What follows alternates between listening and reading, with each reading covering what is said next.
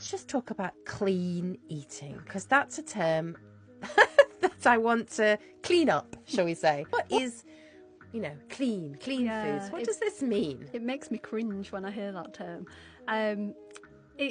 It's people's perception that they're, taking out all sorts of things out of their diet, and they're only eating, kale and goji berries and quinoa. Yeah.